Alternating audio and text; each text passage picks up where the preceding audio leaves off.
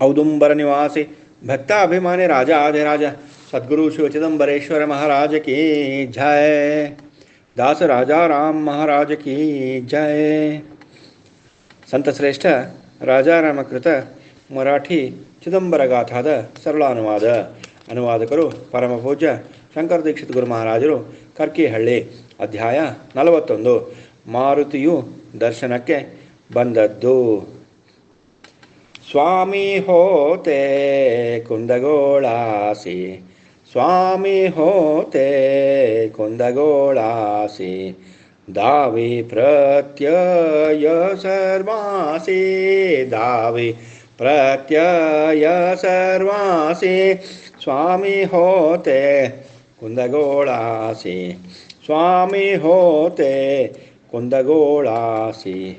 यात्रा जन भवताले, यात्रा जन भवताले, थोर थोर ते बैसले, थोर थोर ते बैसले, स्वामी होते कुंदगोळासि, स्वामी होते कुंदगोळासि.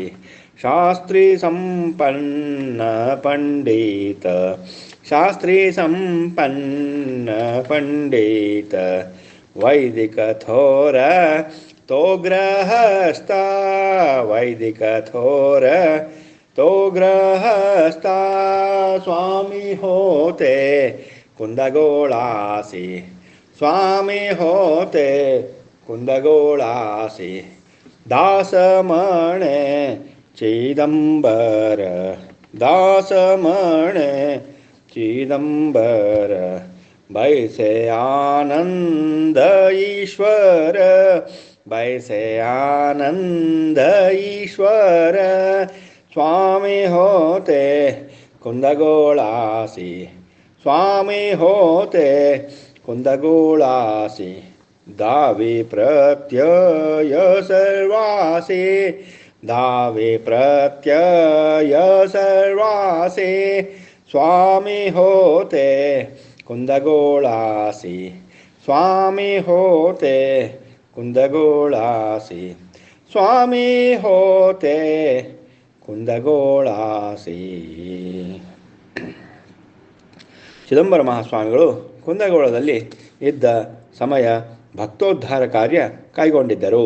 ಅವರ ದರ್ಶನಾಭಿಲಾಷೆಯಿಂದ ತಮ್ಮ ತಮ್ಮ ಇಚ್ಛೆ ಪೂರೈಸಿಕೊಳ್ಳಲು ನಿತ್ಯ ನೂತನ ಯಾತ್ರಾ ಜನರು ಬರುವುದು ನಡೆದಿತ್ತು. ಪ್ರತಿನಿತ್ಯ ಅಗಣಿತ ಸಂಖ್ಯೆಯಲ್ಲಿ ಬರುತ್ತಿದ್ದರು. ಮುಖಂಡರು, ರಾಜಕಾರಣಿಗಳು, ಸಭ್ಯ ಗೃಹಸ್ಥರು, ಪಂಡಿತರು, ಶಾಸ್ತ್ರಿಗಳು, ಅಗ್ನಿಹೋತ್ರಿಗಳು, ಅನುಷ್ಠಾನಿಕರು, ಭಕ್ತರು, ಪುರಜನರು, ಹಳ್ಳಿಯವರು, ಬಡವರು, ಮುದುಕರು, ಬಾಲರು, ನವದಂಪತಿಗಳು ಮುಂತಾದವರು ನಾನಾ ಕಾಮನೆಗಳಿಂದ ಬಂದು ದರ್ಶನ ಪಡೆಯುತ್ತಿದ್ದರು. ಒಂದು ದಿನ ಈ ಭಕ್ತ ಸಮುದಾಯದ ಮಧ್ಯದಲ್ಲಿ ಈಶ್ವರ ಅವತಾರಿ ಚಿದಂಬರನು ಆನಂದದಿಂದ ಕುಳಿತಿದ್ದನು. ಒಮ್ಮಿಂದೊಮ್ಮೆಲೆ ಎದ್ದು ನಿಂತು ಸರ್ವಭಕ್ತ ಸಮುದಾಯಕ್ಕೆ, ಮಹಾಜನಗಳೇ, ಈಗ ಒಬ್ಬ ಮಹಾನ್ ವ್ಯಕ್ತಿ ಬರುವರು. ಸತ್ಪುರುಷರು, ಶೂರರು, ವೃದ್ಧರು ಆದ ಮಾರುತಿಯು ನಿಮ್ಮೆಲ್ಲರಿಗೂ ದರ್ಶನ ಕೊಡುವನು. ಎಲ್ಲ ಭಕ್ತ ಸಮುದಾಯಕ್ಕೆ ಆಶ್ಚರ್ಯವಾಯಿತು. ಎಲ್ಲರೂ ಆಶ್ಚರ್ಯದಿಂದ ನೋಡತೊಡಗಿದರು. ಶುಭ್ರವಸ್ತ್ರ ಧಾರಣ ಮಾಡಿದ ಚೈತನ್ಯ ಮೂರ್ತಿಯಾದ ಶ್ರೀ ಚಿದಂಬರ ಮಹಾಸ್ವಾಮಿಗಳ ಮುಂದೆ ನಡೆದು ಬಂದು ತಮ್ಮ ಸೇವಕರನ್ನು ಕರೆದರು. ಪೂಜಾ ಸಾಮಗ್ರಿಗಳನ್ನು ತರಲು ಹೇಳಿದರು. ಸುವಾಸಿನಿಯರಿಗೆ ಆರತಿ ಸಾಮಗ್ರಿಗಳನ್ನು ತರಲು ತಿಳಿಸಿದರು. ಸ್ಥಳವನ್ನು ಸ್ವಚ್ಛ ಮಾಡಿಸಿ ಗೋಮಯದಿಂದ ಸಾರಣೆ ಮಾಡಿಸಿದರು. ಸುಮಂಗಲೆಯರು ರಂಗವಲ್ಲಿ ಹಾಕಿದರು. ಕೂಡ್ರಲು ಮಣೆಯನ್ನು ಹಾಕಿಸಿದರು. ಪುಷ್ಪಾದಿಗಳನ್ನು ತರಿಸಿದರು. ಸ್ವಲ್ಪ ವೇಳೆಯಲ್ಲಿ ಎಲ್ಲ ಸಿದ್ಧತೆಯನ್ನು ಮಾಡಿಸಿದರು. ಜನರೆಲ್ಲ ಕೌತುಕದಿಂದ ನೋಡುತ್ತಲಿದ್ದರು. ಸ್ವಲ್ಪ ವೇಳೆಯಲ್ಲಿಯೇ ಭವ್ಯ ಪುರುಷ ವೃದ್ಧನು ಬಂದನು. ಮೈಮೇಲೆ ಕಾವಿ ಬಟ್ಟೆಯನ್ನು ಧರಿಸಿದ್ದನು. ಅವನ ದೇಹವು ಕಾಂತಿಮಯವಾಗಿದ್ದಿತು. ಈ ಭವ್ಯ ಪುರುಷನು ಬಂದು ಕೈ ಜೋಡಿಸಿ ಸ್ವಾಮಿಯ ಎದುರಿಗೆ ನಿಂತುಕೊಂಡನು. ಉಭಯತರು ಸ್ವಲ್ಪ ಹೊತ್ತು ಸಂಭಾಷಣೆಯನ್ನು ಮಾಡಿದರು. ನಂತರ ಸ್ವಾಮಿಯು, ಋಷಿಗಳೇ, ಆಸನದಲ್ಲಿ ಕುಳಿತುಕೊಳ್ಳಿರಿ ಎಂದು ಕೊಳ್ಳಿರಿಸಿದರು. ಋಷಿ ರೂಪ ಧಾರಣ ಮಾಡಿದ ಮಾರುತಿಯು ತಾವು ಪೂರ್ಣ ಬ್ರಹ್ಮ ಶ್ರೀರಾಮಚಂದ್ರ ಸ್ವಾಮಿಯು ಚಿದಂಬರ ನಾಮದಿಂದ ಅವತರಿಸಿರುವುದನ್ನು ನಾನು ಮರೆತಿರುವುದಿಲ್ಲ. ಚಿದಂಬರ, ನೀನು ಕೃಪೆ ಮಾಡು. ನಾನು ನಿನ್ನ ಲೀಲಾ ನಾಟಕದಿಂದ ಎಂದೂ ಮೋಸ ಹೋಗಲಾರನು. ತ್ರೇತಾಯುಗದಲ್ಲಿ ನೀನೇ ರಾಮನ ಅವತಾರ ಮಾಡಿದ್ದಿ. ನಾನು ನಿನ್ನ ಚರಣದಾಸನಾಗಿದ್ದೆನು. ನಿನ್ನ ಮಹಾಚರಣಕ್ಕೆ ಮಸ್ತಕ ಇಡುವೆ. ಶ್ರೀರಾಮನಾಗಿ ಅವತರಿಸಿದಾಗಿನ ಮಾರುತಿಯು ಚಿದಂಬರನ ಅವತಾರದಲ್ಲಿಯೂ ನಿಮ್ಮ ಅನುಗ್ರಹದಿಂದ ಈಗಲೂ ದರ್ಶನಕ್ಕೆ ಬಂದಿರುವೆ. ವರದ ಹಸ್ತ ಇರಿಸು. ನಿರಂತರವಾಗಿ ನಿನ್ನ ಆಶೀರ್ವಾದ ಇರಲಿ. ಚಿದಂಬರ, ಈಗ ನನ್ನನ್ನು ಮರೆತಿರುವಿ. ಅಂತೆಯೇ ನಿನ್ನ ದರ್ಶನಕ್ಕಾಗಿ ಬರಬೇಕಾಯಿತು ಎಂದು ಸ್ವಾಮಿಗೆ ನಮಸ್ಕರಿಸಿದನು. ಅವನ ಪ್ರೇಮಾಶ್ರುವಿನಿಂದ ಪಾದ ತೊಳೆದಂತೆ ಆಗಿತ್ತು. ಮಾರುತಿಯು ಪಾದದಿಂದ ಮೇಲೆ ಎದ್ದು ಚಿದಂಬರ ಸ್ವಾಮಿಯನ್ನು ಸಿಂಹಾಸನದ ಮೇಲೆ ಕೂಡ್ರಿಸಿ ಪೂಜೆ ಮಾಡಿದನು. ಧೂಪ, ದೀಪ, ಆರತಿ, ನೈವೇದ್ಯ, ಮಂಗಳಾರತಿ, ಕರ್ಪೂರಾರತಿ ಪದ್ಧತಿಯಂತೆ ಮಾಡಿದನು. ಚಿದಂಬರನಿಗೆ ಅರ್ಪಿಸಿದನು. ಋಷಿರೂಪ ಮಾರುತಿಯು ಸೇವೆಯನ್ನು ಮುಗಿಸಿ ಏಕದೃಷ್ಟಿಯಿಂದ ಚಿದಂಬರನನ್ನು ನೋಡಿದನು. ಸಾಧಾರಣ ಒಂದು ಗಳಿಗೆ ಎವೆಯಿಕ್ಕದೆ ನೋಡುತ್ತಿರಲು ಅವನಿಗೆ ಮಾತ್ರ ರಾಮನಂತೆಯೇ ಕಂಡನು. ಇದನ್ನು ಕಂಡು ಋಷಿಯು ಆನಂದಭರಿತನಾದನು ಮತ್ತು ಧ್ಯಾನದಲ್ಲಿ ಮೈಮರೆತನು. ಸ್ವಲ್ಪ ವೇಳೆಯ ನಂತರ ಎಚ್ಚೆತ್ತನು. ಮಾರುತಿಯು ನಗುತ್ತಾ ತನ್ನ ಪೂರ್ವ ವೃತ್ತಾಂತವನ್ನು ಹೇಳತೊಡಗಿದನು. ಯಾರು ಲಂಕೆಯ ರಾವಣನನ್ನು ಸಂಹಾರ ಮಾಡಿದರೋ ಅವರೇ ಈಗ ಚಿದಂಬರ ನಾಮದಿಂದ ದೀಕ್ಷಿತ ವಂಶದಲ್ಲಿ ಬಡ ಬ್ರಾಹ್ಮಣನಾಗಿ ಜನಿಸಿ ಬಂದಿರುವರು. ಅಗ್ನಿಹೋತ್ರಿಯನ್ನು ಇಟ್ಟಿರುವರು. ಒಡವಾಗ್ನಿ ಶಾಂತ ಮಾಡಿದವರು ಇವರೇ. ಅಗ್ನಿಯ ಮುಂದೆ ಕುಳಿತು ವೈದಿಕ ಧರ್ಮ ಪಾಲನೆ ಮಾಡುವವರು ಈಗ ಹೊಸ ಧರ್ಮ ಆಚರಿಸುವರು. ಯುಗಾಂತರದ ನೀತಿ ನೀವು ತಿಳಿದಿಲ್ಲ. ದ್ವಾಪರದಲ್ಲಿ ಚೋರರನ್ನು ದುಷ್ಟರನ್ನು ಸಂಹಾರ ಮಾಡಿದ ಶ್ರೀಕೃಷ್ಣನಾಗಿ ಅವತರಿಸಿರುವವನು ನೀನೇ ಆಗಿರುವಿ. ದ್ವಾಪರದಲ್ಲಿ ಕೋಪದಿಂದ ಇದ್ದವನು ಕಲಿಯುಗದಲ್ಲಿ ಶಾಂತ ಸ್ವಭಾವದ ಚಿದಂಬರನಿರುವಿ.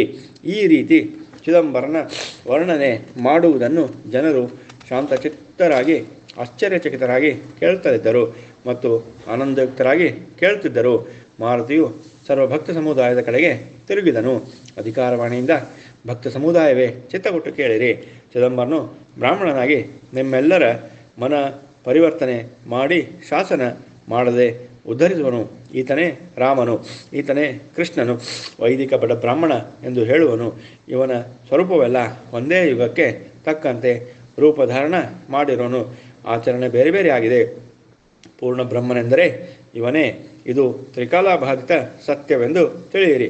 ಪ್ರಪಂಚದಲ್ಲಿ ಇದ್ದೂ ಇಲ್ಲದಂತೆ ನಡೆದು ಭಕ್ತಿಯಿಂದ ದೇವರನ್ನು ಭಜಿಸಿ ಮುಕ್ತಿಯನ್ನು ಸಂಪಾದಿಸುವುದು, ಆತ್ಮೋದ್ಧಾರ ಮಾಡಿಕೊಳ್ಳುವುದು ಮುಖ್ಯ ವಿಷಯ. ವಾಸನೆಯಿಂದ ದೂರ ಉಳಿದು ಚಿದಂಬರನ ಸೇವೆಯಿಂದ ಕೃತಾರ್ಥರಾಗಬೇಕು. ರಾಮರೂಪಿ ಚಿದಂಬರನಿಗೆ ಶರಣು ಹೋಗಬೇಕು. ನಾಮಧ್ಯಾನದಿಂದ ಮೋಹವು ತೊಲಗಿ ಹೋಗುವ ಸತ್ಯವು ತನ್ನಷ್ಟಕ್ಕೆ ತಾನೇ ತೋರುವುದು. ನರಜನ್ಮ ಬಂದ ಮೇಲೆ ಜ್ಞಾನ ಸಂಪಾದನೆಯೇ ಮುಖ್ಯ. ಅದು ಬಿಟ್ಟು ಪಶು ಸಮಾನವಾಗಬಾರದು. ದೇವಮಾಯೆಯು ಬಹು ದೊಡ್ಡದು. ದುಃಖದ ಪರ್ವತವನ್ನೇ ತಂದು ನಿಲ್ಲಿಸುವುದು. ನಿಮಗೆ ತಿಳಿಯದಂತೆ ನಟನೆ ಮಾಡುವುದು. ಸಮಾಜದಲ್ಲಿ ಮರ್ಯಾದೆ ಹುಡುಕು, ಆದರೆ ಸ್ವಾಮಿಯಲ್ಲಿ ಲಜ್ಜೆಯನ್ನು ತೋರು. ನಿನ್ನ ತಪ್ಪಿಗೆ ಸ್ವಾಮಿಯಲ್ಲಿ ಕ್ಷಮೆ ಬೇಡು, ಅಂದರೆ ಸ್ವಾಮಿಯು ಕೃಪೆ ಮಾಡುವನು ಎಂದು ಉಪದೇಶ ಮಾಡಿದನು. ಮತ್ತು ಸ್ವಾಮಿಗೆ ನಮಸ್ಕರಿಸಿ ಸ್ವಾಮಿಯ ಆಜ್ಞೆ ಪಡೆದು ಅಲ್ಲಿಂದ ಹೊರಟನು. ಆ ಮಹಾಪುರುಷನು ಹೋಗುವ ಸಪ್ಪಳಕ್ಕೆ ಭೂಮಿಯೇ ಕಂಪಿಸಿದಂತೆ ಭಾಸವಾಯಿತು. ಜನರು ಮಾರುತಿಯ ಆಗಮನ ನಿರ್ಗಮನ ಎರಡರಲ್ಲೂ ಈರುವರಿಗೂ ನಮಸ್ಕರಿಸುತ್ತಾ ಪುನೀತರಾದರು. ರಾಮಾವತಾರದ ಹನುಮಂತನ ದರ್ಶನವು ಸ್ವಾಮಿಯಿಂದ ನಮಗಾಯಿತು ಎಂದು ಸ್ವಾಮಿಯ ಜಯ ಜಯಕಾರ ಮಾಡಿದರು. ಶ್ರೀ ಸದ್ಗುರು ಚಿದಂಬರಾರ್ಪಣಮಸ್ತು. ಶ್ರೀ ಸದ್ಗುರು ಶಂಕರ ಸತ್ಸಂಗ ಯೂಟ್ಯೂಬ್ ಚಾನಲ್.